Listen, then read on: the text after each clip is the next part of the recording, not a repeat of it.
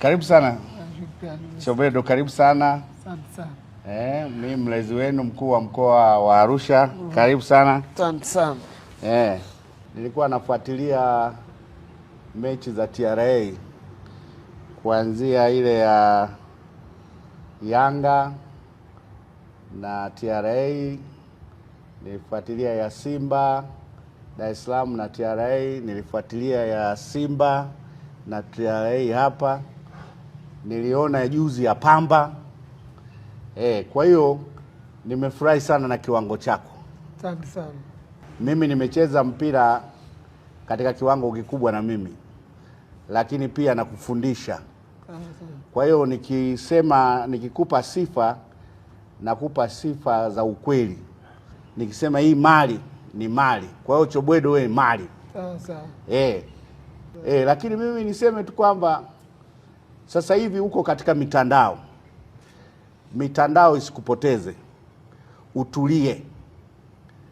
Utulie kwa sababu wapo wachambuzi wenye unazi na timu zao, na hapo wachambuzi wanaochambua ukweli. Kwa hiyo wale unaoona wanakukosoa ukaona ni mazuri, yachukue, wanakusaidia.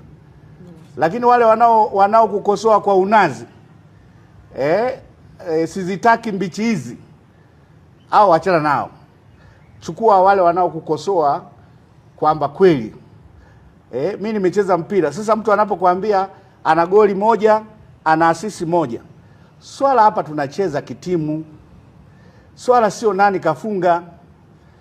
Mbona kuna maforward hawafungi? Wanafunga mawinga, wanafunga namba 6, namba 8. Kwa hiyo ni teamwork.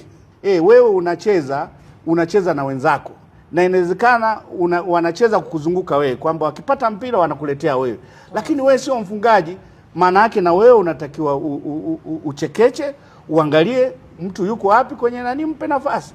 Nikasema bwana, huyu nimefuatilia mechi zake na anafanya vizuri, basi na mimi nilikuwa huko nje ya nchi, nikasema nikuletee zawadi.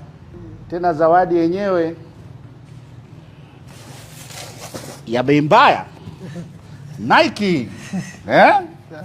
Hii Nike mzee. Maana sio vile viatu unaenda kupoint. Ambe bwana, nipe hicho cha 60,000 hicho, ngoja nianze nacho. Bwana, unaenda kwenye duka, ambia bwana isizidi 150,000. Sasa unajua bei ya hii Chobwedo? Hapana. Unaijua? Hapana. $400. $400.